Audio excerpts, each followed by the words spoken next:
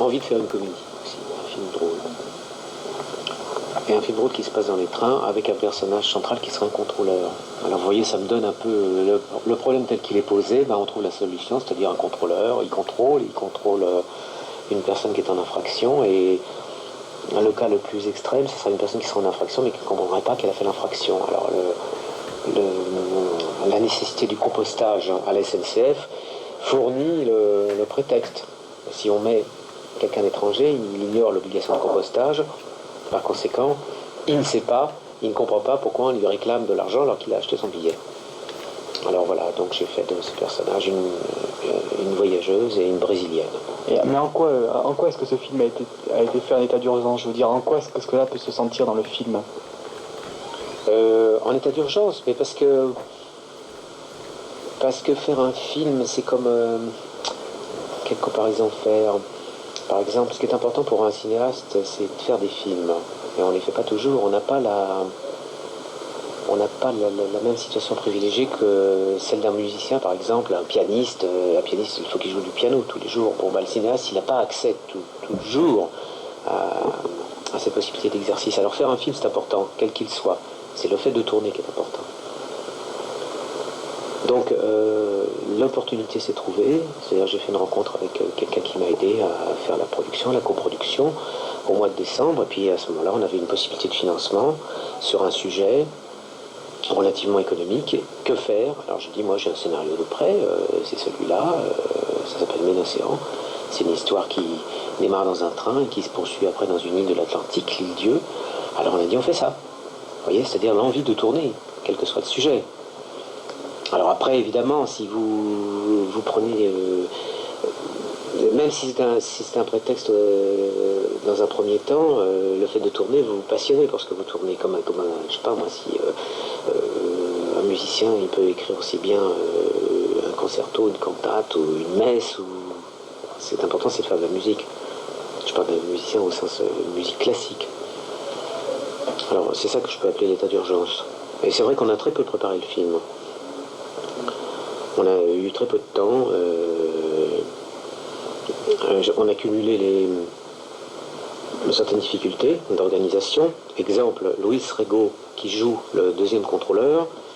Il n'y a pas de scènes qui sont tournées à Paris. La scène initiale du film se passe à Gare Montparnasse. Tout le reste se passe dans des trains ou dans le Maine-et-Loire ou en Vendée. Or, Luis Rego jouait cet hiver-là au théâtre. Sauf le seul jour où il était libre, c'est son jour de relâche.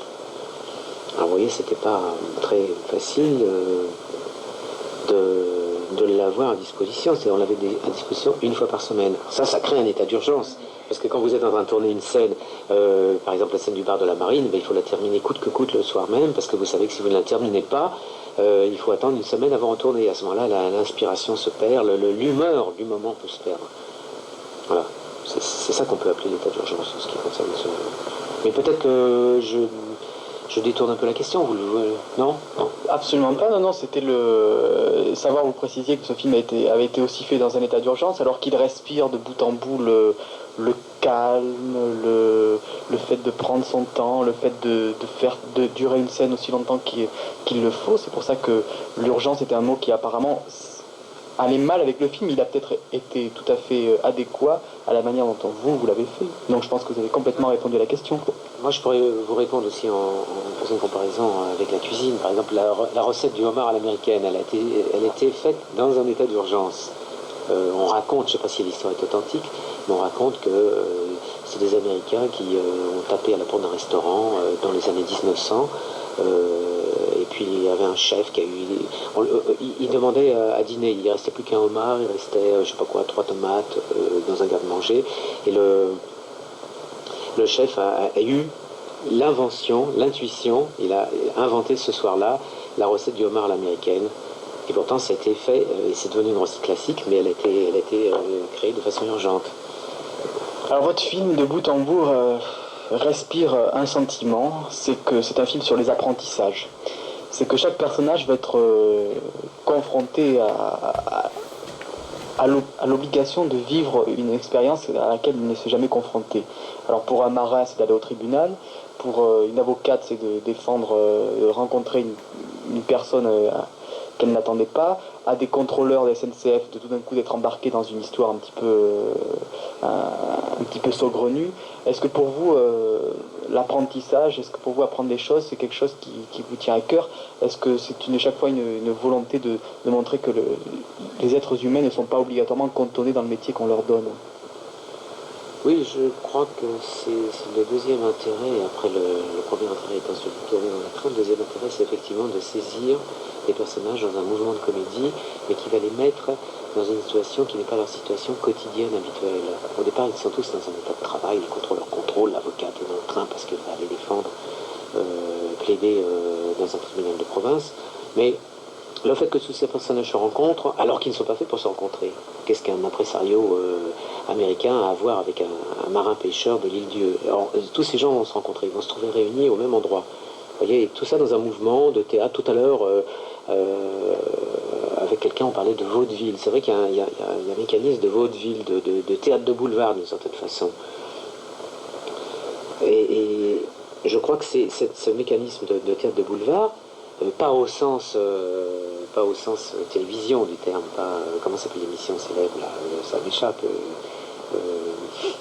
l'émission de boulevard de la télé. Le théâtre de boulevard comme par exemple au théâtre ce soir, c'est pas dans ce sens-là, mais je dirais dans le sens de cette tradition théâtrale française, de la biche, de Feydeau, où il y a des personnages comme ça qui sont un peu dans un comportement rapide, presque à la limite comme des marionnettes. Alors ça, c'est une chose que j'aime bien, c'est-à-dire prendre des personnages réels et de les mettre dans ces situations qui fait que ils sont manipulés par le destin et ils se rencontrent tous et a priori ils n'étaient pas faits pour se rencontrer. Voilà la situation.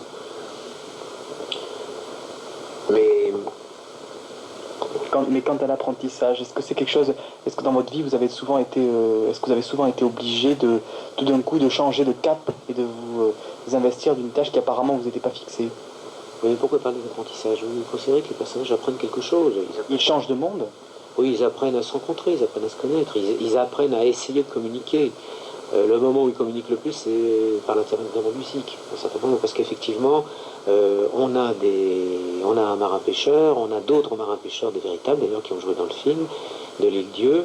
Alors, ces gens parlent un français, mais ils parlent leur français, c'est-à-dire le français poitevin, qui n'est pas un patois, j'insiste bien, c'est-à-dire c'est une autre branche du français qui évolue parallèlement.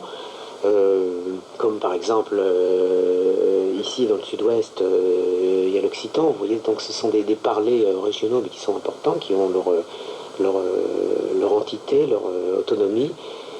On a une brésilienne qui ne parle que quelques mots de français, qui ne connaît que 3 mots d'anglais. Et contrôleurs, dans les deux contrôleurs, ils barouinent quelques mots d'anglais, donc ils essaient de communiquer.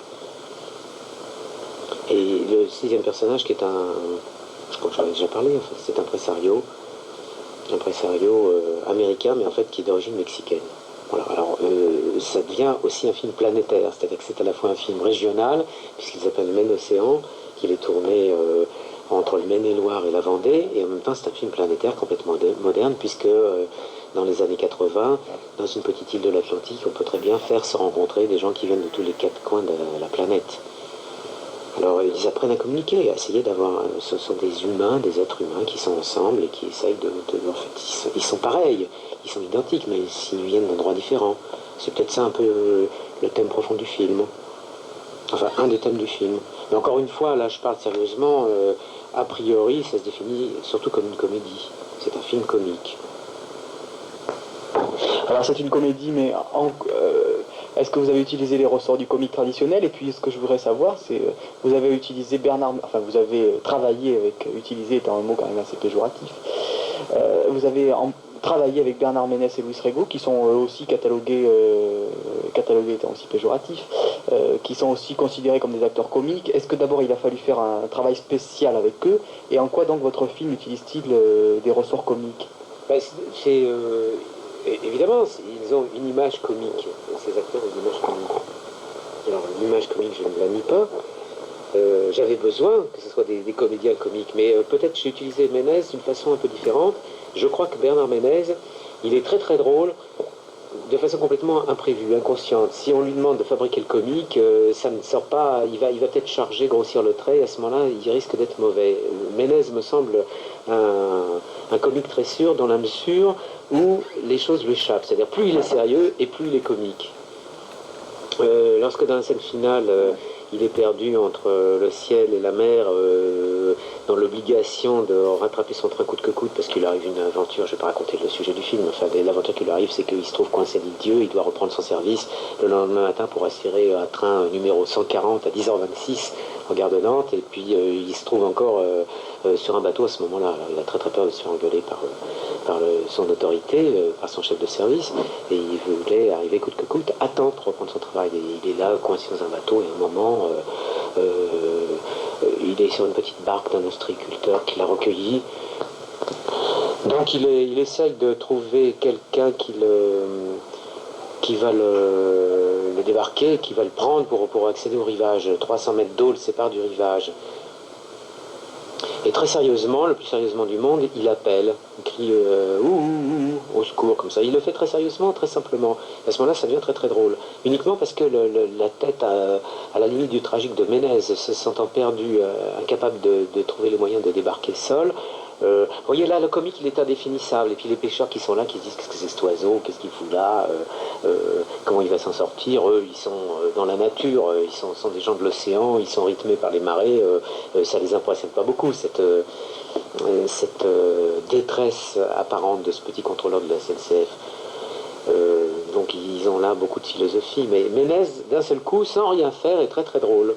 Et je dis il est très drôle parce que les gens rient très très fortement à ce moment-là. J'ai entendu des crises de fou rire à ce moment-là dans les salles, enfin dans la mesure quand même où les salles sont remplies. Évidemment, si vous allez voir le film et puis qu'il n'y a que 5 personnes dans la salle, ce qui encore une fois n'est pas le cas, mais quand on le voit en projection privée, ça fait pas du tout le même effet. C'est quand même un film public. C'est un film public, c'est-à-dire qui trouve son rythme, sa respiration dans la mesure où la salle est déjà moyennement remplie. Voilà, alors donc c'est une façon d'aborder le comique, c'est-à-dire pour moi le comique c'est pas de faire des choses extravagantes, ça peut être l'observation quotidienne, ordinaire, je sais pas, qu'est-ce que je pourrais donner comme référence au cinéma comique classique. Je ne peux pas parler de Laurel et Hardy, je ne peux pas parler des Marx Brothers, je ne peux pas parler de... D'une certaine façon, Ménez, c'est un peu... Tati, oui c'est vrai, on m'a dit ça, que ça fait penser un peu à Tati. Mais moi je pense que aussi, pour parler de Ménez, du comédien Ménez, je trouve que il a une personnalité qui fonctionne un peu, je dis pas qu'il lui ressemble, mais il fonctionne un peu comme faisait Fernandel dans ses premiers films, enfin dans la première époque de Fernandel, avant que Fernandel joue les pères nobles et fasse des rôles plus tragiques, plus dramatiques, pas tragiques mais dramatiques. Ménez, c'est quelqu'un dont on a envie de rire et en même temps qu'on regarde avec sympathie. C'est-à-dire, il fait rire, mais en même temps, d'une certaine façon, on s'identifie à lui. C'est un peu Monsieur Tout-le-Monde, comme faisait Fernandel dans ses tout premiers films, qu'on a l'occasion de revoir à la télévision. Et je crois que Ménez, profondément, est un comédien populaire. Il est beaucoup plus populaire qu'on le croit. Ses premiers films qui ont marché, c'était les films de Pascal Thomas. Il est apparu dans La Nuit américaine de François Truffaut, mais il avait déjà un rôle secondaire. Mais dans Pascal Thomas, à l'époque, il y a 10 ans de ça, Pleure pas la bouche pleine, Le Chaud Lapin, il a fait un grand succès. Il était devenu vraiment une star, une petite star en France. Et cette popularité profondément lui est restée, parce que je crois que les gens par rapport à lui ont une certaine sympathie. Et moi j'ai suivi un moment, il y a 2 ans, il a fait une incursion dans le domaine du showbiz, comme on dit, dans le domaine de la chanson. Donc il s'est baladé partout en chantant « Oh, oh, oh, jolie poupée ». Il a fait un tabac avec ça. Il a vendu 1 million de disques, vous voyez, ça s'est vendu partout, les mômes achetaient ça. Enfin, et à telle enseigne qu'on lui a demandé de faire le podium européen l'été 84. Et apprenant cela, je me suis dit, il y a certainement un sujet très drôle à faire, donc je l'ai tourné. Pendant 4 jours, je l'ai suivi, je l'ai tourné en vidéo. Et vous avez appelé ça comment? J'ai appelé Oh, oh, oh, jolie tournée. C'est un sujet qui est inédit parce que tout de suite après, j'ai commencé la préparation de Main Océan. Donc le film, ce film vidéo n'a pas été diffusé. Mais ce que je pouvais observer, c'est qu'à l'époque, en Bretagne, il y avait, sur le podium européen, après le spectacle, il y avait 2 personnages populaires. Il y avait Lina de Souza et Ménez qui signaient des autographes à tour de bras. Donc je dis profondément, il est populaire. Alors j'espère que, comme il a eu une parenthèse dans sa carrière cinématographique. J'espère vraiment que du côté de Rouet va lui servir beaucoup à faire redémarrer sa carrière cinématographique.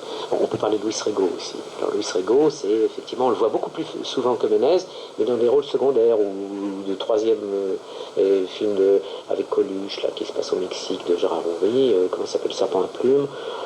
Enfin, on le voit très souvent, Luis Rego. Mais j'ai voulu lui donner un rôle plus humain quand même, pas comme une marionnette. Voilà. Donc c'est aussi dans le tandem de contrôleurs qu'il fait avec Ménez est celui qui est sérieux, service-service, un peu sévère, vous voyez, presque le contre-emploi. Et Luis Rego, c'est le personnage plus cool, plus décontracté. À ses moments perdus, il fait de la musique. Voilà. Il n'est pas que désigné que comme contrôleur de la SNCF, il a aussi son hobby, faire de la musique. Alors là, on vient de parler du film tel que vous l'avez conçu, imaginé, réalisé.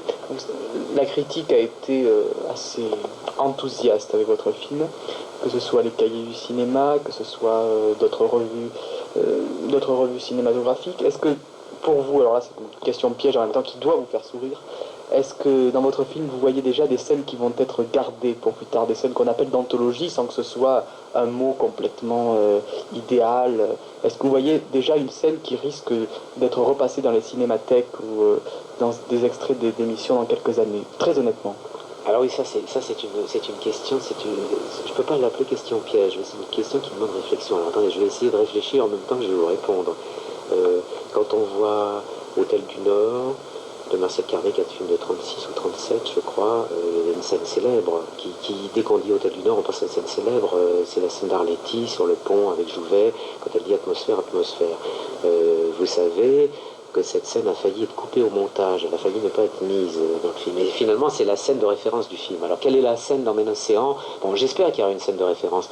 Moi, je vois à plusieurs moments. Ce que je peux dire, c'est qu'effectivement, l'extrait qui passe et qui repasse à la télé, il repasse d'une certaine façon parce que je voulais pas montrer, il y a un moment très très comique dans le film, mais que je voulais absolument pas que ce moment très comique soit montré à la télévision parce que je pense qu'on pouvait faire une référence avec la scène du début et à ce moment-là on pouvait imaginer ce qu'était le film et je voulais pas le montrer. La scène très comique qui est la scène du bar de la Marine, elle est surtout comique étant donné la situation.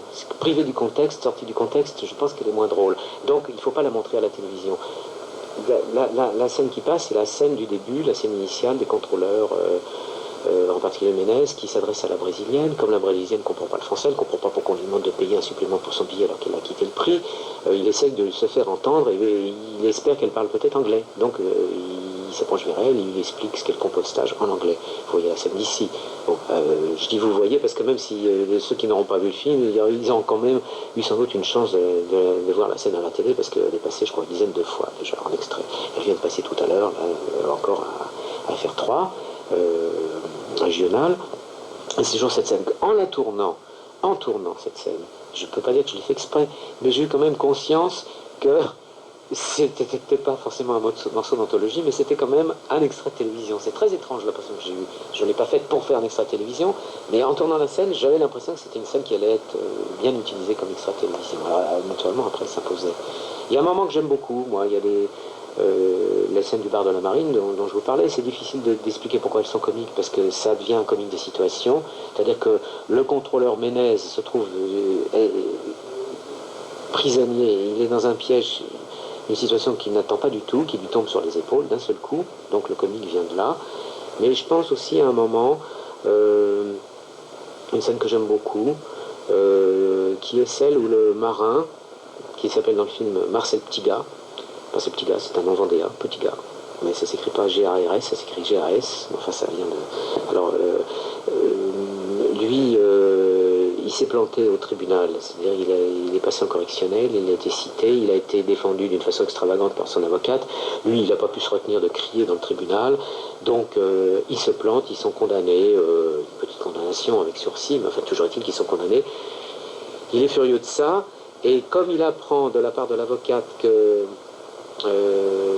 finalement il faut qu'il se fasse une raison de ça, elle lui dit mais vous voyez le monde est comme ça, il y a des gens qui sont routiniers partout, la preuve nous tout à l'heure dans le train on a eu des contrôleurs qui nous ont embêtés, qui ont voulu embêter cette brésilienne et elle lui explique alors comme il n'a pas pu faire son affaire au président du tribunal, parce que carrément, à la sortie du tribunal, il dit je vais aller l'étrangler.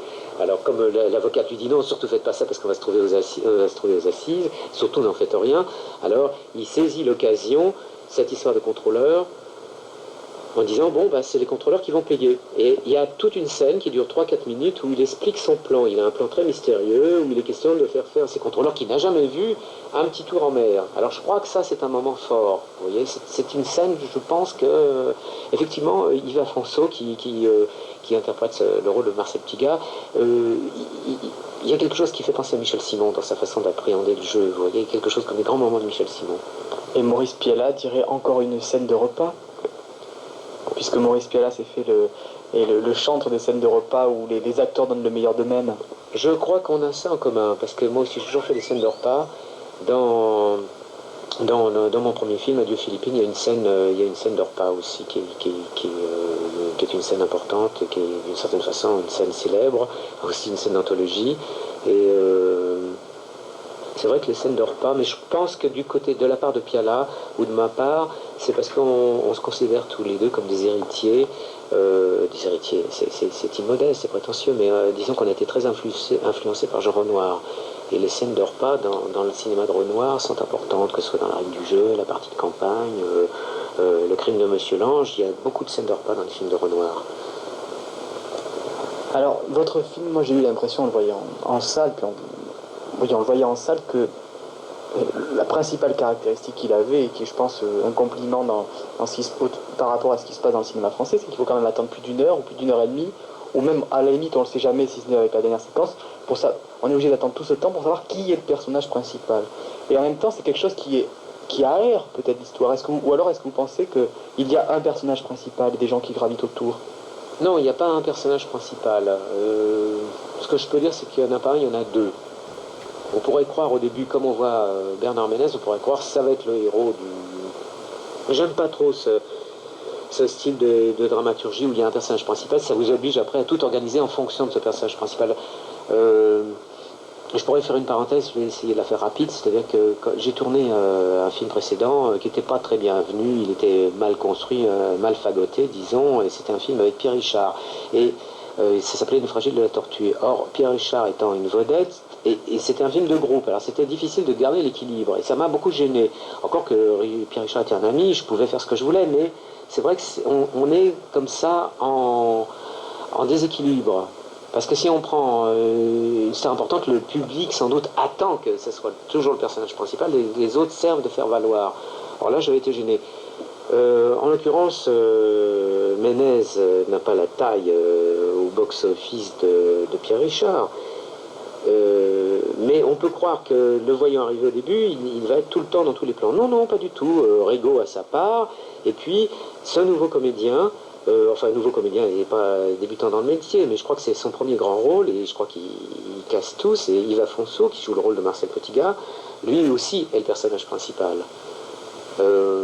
Donc pour le scénariste, pour les scénaristes, parce que le scénario, je l'ai écrit, et les dialogues avec une co-scénariste, qui est d'ailleurs celle qui fait le rôle de l'avocate, qui s'appelle Lydia Feld, et pour nous, la construction, c'était justement de faire passer l'intérêt de l'un à l'autre à un certain moment. Et c'est peut-être aussi, c'était même un souci au moment du montage. J'ai dû couper une scène qui était très très drôle. Il y avait la suite des aventures du marin avec la brésilienne. Il l'emmenait dans une petite cabane où il range ses casiers langoustes, son matériel de pêche.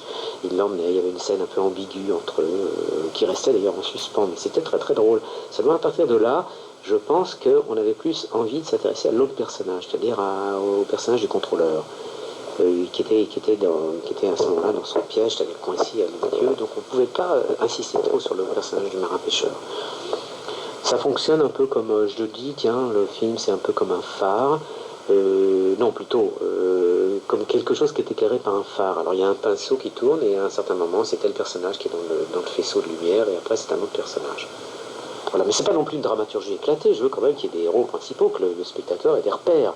Mais je pense pas que ce soit gênant, je crois que c'est très bien perçu. Dans ma question, il était au contraire question du fait que ce soit très agréable par rapport aux films français actuels, dans la 80%, qui sont très prévisibles, où on sait avant même d'avoir vu le film qui va être le héros principal. C'était au contraire un compliment qui vous était fait à partir du moment où on n'est pas obligé de s'intéresser à la psychologie d'une seule personne, mais à celle de plusieurs. Oui, si vous prenez le cinéma de Pagnol, qui est quand même quelque chose qui m'influence beaucoup, encore une fois, je vous le dis, je suis quand même très très influencé par ce cinéma français d'il y a une cinquantaine d'années, des années 30-40, et c'est pour moi le grand moment du cinéma français. Et Pagnol, c'est un grand moment qu'on continue à voir et à revoir, puisque ça nous est donné dans les émissions de cinéma à la télévision. On a très souvent l'occasion de revoir Marius, Fanny César. Or, en fait, qui est le personnage principal dans cette fameuse trilogie?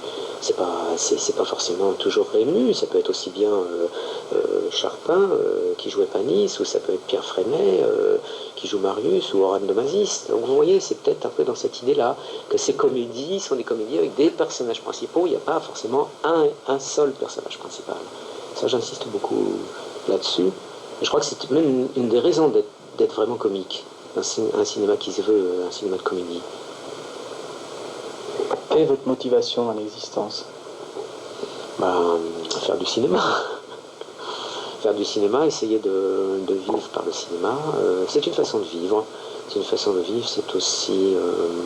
je réponds peut-être un peu à côté, ma motivation c'est de faire du cinéma. Bon, c'est une façon de vivre, c'est une aventure, et c'est parfois une aventure très très très très dure, très très grisâtre. Parce que souvent on me pose la question, qu'est-ce que vous faites quand vous ne tournez pas? Et je réponds, mais quand je ne tourne pas, j'essaye de tourner. C'est-à-dire que j'essaye de mettre sur pied des combinaisons pour trouver le financement pour faire des films. Et quand vous n'avez pas les moyens de tourner, il faut quand même faire de tourner un film, il faut quand même faire tourner les choses. Il y a toujours une gestion des choses. Vous avez fait des films, on vous demande des copies. Si vous avez une société de production, il faut s'en occuper. Donc on fait des choses comme ça un peu diverses, un peu dispersées. C'est pas toujours drôle. Alors ça, j'appelle ça, c'est une aventure, mais c'est une aventure qui peut avoir des moments vraiment très, très difficiles à vivre. Le bon côté du cinéma, c'est que d'un seul coup, on se met à faire un film, ça y est, on part, il y a des gens qui sont impliqués, qui sont motivés, les acteurs y croient, les techniciens y croient, on s'embarque. C'est comme s'il y a toujours des métaphores maritimes aussi avec le cinéma. C'est les bateaux, ils sont où dans le port, ils sont un peu envasés, la coque est couverte de mousse, ou au contraire, d'un seul coup, on a de l'argent, alors on passe le bateau au carénage, on le nettoie, et puis on s'embarque, et on prend la mer. Voilà, ça se passe comme ça. Toujours des comparaisons avec la navigation. Et puis vous êtes en mer, et puis vous avez un beau temps, vous avez un mauvais temps, et puis il peut y avoir des récifs, et puis il faut les éviter. C'est ça le cinéma. Pour conclure, si je dis que votre cinéma, et notamment Ménocéan, est l'opposé